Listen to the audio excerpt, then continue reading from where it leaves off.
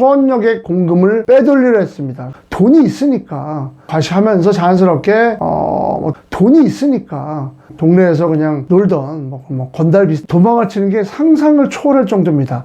전세기를 돈이 있으니까 술은 입에도 되지 못했는데 밤새도록 룸사롱에서는 노는 약간 좀 특이한 사람입니다. 정말 웃기지도 정말 어이가 없는 이런 짓도 했는데요.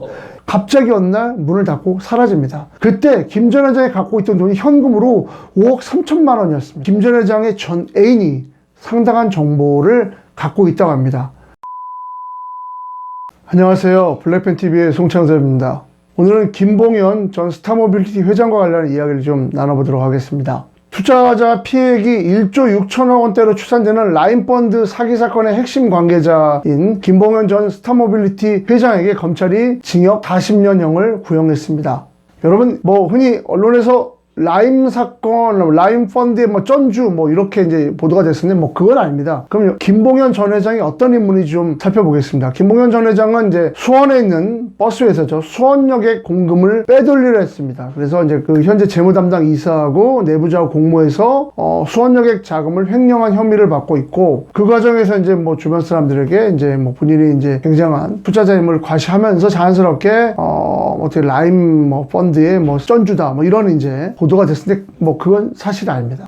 김봉현 전 회장은 광주에서 태어나서 이제 광주에서 쭉 살아났는데 주변에서는 광주에서 그냥 흔히 말하는 이제 그냥 동네에서 그냥 놀던 건달 비슷한 생활을 했다 이런 보도가 있었는데요. 이 과정에서 이강세라는 전 광주 MBC 사장을 통해서 인물 쌓아가기 시작했고, 이 이강세라는 이 전 광주 MBC 사장이 많은 사람들 소개해주면서 이제 인맥을 넓히게 되었습니다. 이제 그런 김 전 회장은 미키루크라는 예전 노사모의 때 미키루크라는 필명으로 활동했던 이상호 전 전문건설공제조합 상임감사를 통해서도 로비도 하고요. 그 과정에서 전문건설공제조합 자금도 유치하려고 모의를 했습니다. 그게 무혐의로 그치자 이상호 전 감사랑도 이제 자금 일부 거래를 하는 그런 이제 문제가 있었고요. 그런 상황에서 수원역의 이제 공급횡령 사건이 터지자 이 관계자를 해외로 도피시킨 일도 있었고, 어쨌든 이런 공급횡령 사건을 진두지휘한 혐의로 이제 구속도 이제 혐의도 받고 있습니다. 결국 그런 일 때문에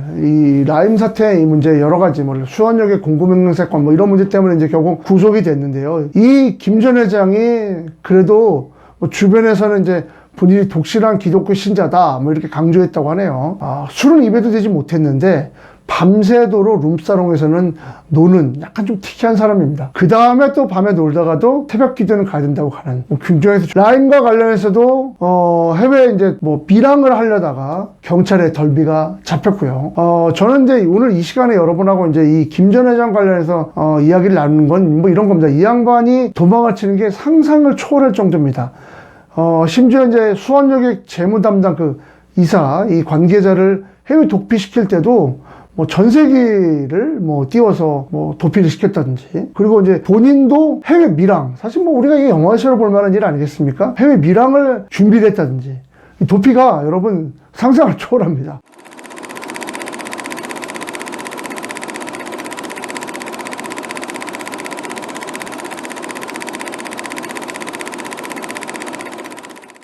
김 전 회장은 제가 취재한 바에 따르면 서울 양천구의 한 교회에 다녔는데요. 그 교회는 이제 자그마한 교회입니다. 그 교회가 이제 그런데 갑자기 어느 날 문을 닫고 사라집니다. 제가 이거 관련해서 관련 이제 그 교회가 소속된 교단에 문의를 했는데도 이유를 모릅니다. 교단에 얘기도 안 하고 갑자기 사라졌는데, 일각에선 그 교회 목사와 김봉현 전 회장이 모종의 타협을 했다 이런 소문도 있습니다. 이거는 사실 제 역할이 아니라 수사당국이 빨리 좀 찾아봤으면 좋겠고, 왜 그러냐면 2020년이죠 4월에 김 전 회장이 이제 그때 이제 이 수원역의 공급횡령 사건, 라임 사건이 터지면서 이제 도피 행각을 벌였는데 서울 성북구의 한 빌라에서 잡혔습니다. 그때 김 전 회장이 갖고 있던 돈이 현금으로 5억 3천만 원이었습니다. 그거를 여행용 가방으로 현금으로 가지고 있었다고 합니다. 참 대단한 사람입니다. 그러다 보니까 그걸 옮기다가 허리를 삐끗했다는 정말 웃기지도 정말 어이가 없는 이런 짓도 했는데요. 이번에 검찰은 김 전 회장에게 징역 40년에 774억 원의 여건에 달하는 이제 추징금을 이제 추징할 것 재판부 요청했는데, 여러분 저는 김 전 회장의 도주를 결심한 데는 저는 돈이라고 봅니다. 돈이 있으니까 도망도 가는 거고, 돈이 있으니까 재기도 꿈꿀 수 있는 거고, 돈이 있으니까 주변에 도와주는 사람이 있는 겁니다. 지난 이제 그 도주 기간 중 김 전 회장은 공범자 3명에게 본인은 숨겨줄 경우에 돈을 주겠다 약속했다고 말하고 있는데, 검찰이 이들 공범 3명을 불구속 기소했습니다. 그중 한 명은 김 전 회장하고 10년 동안 아무 연락도 안 하고 지내다가 갑자기 10년 만에 연락을, 이제 전화를 받았다고 하네요.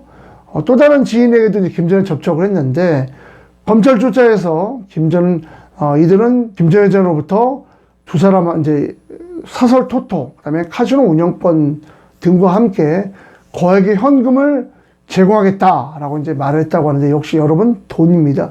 돈. 결심 공판이 있었던 지난해 11월 11일 김 전 회장은 경기도 하남에 있는 팔당동교에서 본인이 차고 있던 전자발찌를 끊고, 아까 말씀드린 두 사람 중 한 명의 차를 타고 달아났습니다. 이들에게 김 전 회장이 대가로 약속한 것은 여러분 아까 말씀드린 돈입니다. 그 돈을 여러분 빨리 수사형을 확보하는 게 중요합니다. 돈만 있으면 범죄는 계속 이어집니다. 제가 취재한 바로는 김 전 회장의 전 애인이 상당한 정보를 갖고 있다고 합니다. 아울러 김 전 회장이 다녔던 아까 말씀드린 서울 양천구의 그 동리교회, 여기 목회자, 이 목사님도 빨리 수사를 해서 밝혀야 됩니다. 어쨌든 이 범죄, 자금이 빨리 회수가 돼야 제2, 제3의 라임 사태가 발생하지 않습니다. 수사당국의 조속한 수사 필요하다고 생각됩니다. 블랙빅TV 오늘은 여기까지입니다. 시청해주셔서 감사합니다. 오늘 이 영상 콘텐츠 마음에 드시면 좋아요, 구독 부탁드리겠습니다. 감사합니다.